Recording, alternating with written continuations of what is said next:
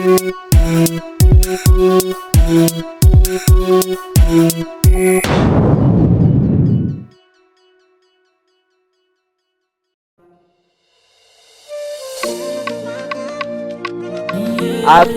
ye,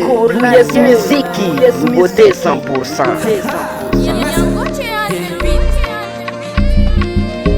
Pass la read.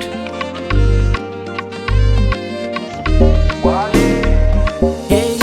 nahita kwanza raha sema swandriko ianao tokatokanany fiainako de zany mihitsy matiko hoe ho anilanao sa lalana tokanany fiainako de fa mahitsy fa ny fiainako de efa lasanao de mba tiako hoe ho anilanao sa de mba atao moa zay ho azonao atao ny fiainako natokana mba ho tantananty asika fefanayanao zany tena mariny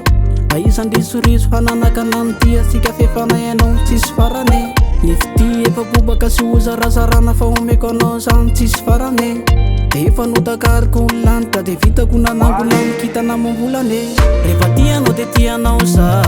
volamena ny karavanao sa onjam-pianan'io ka tsay akoka fa ny fiainako de efa lasanao nininona tsy atako ampana tokampianana ka tokatokana aminao mame tsay ny afarany mame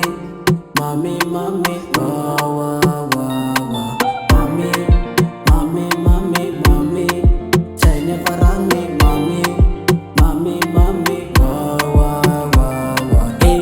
ny foko nefa lasanao de tamin'ny sipa zay nandaly de fa iny tsy ny alako tsiny da be debe aza se neretako tokatokampianana aminao azaka mialatsiny fa ny fiainako de efa lasanao de mba tiako hoe ho anilanao za de mba atao moa zay ho azonao atao rehefa tianao de tianao sa volamena ny karavanao sa onjam-pianan'io ka tsay akoka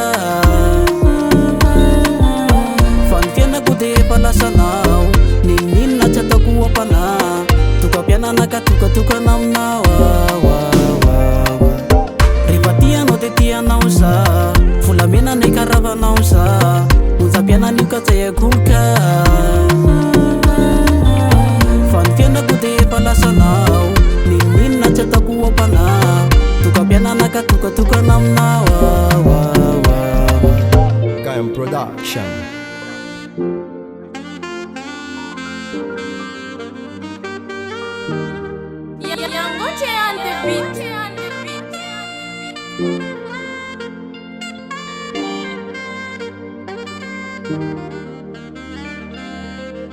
US Music.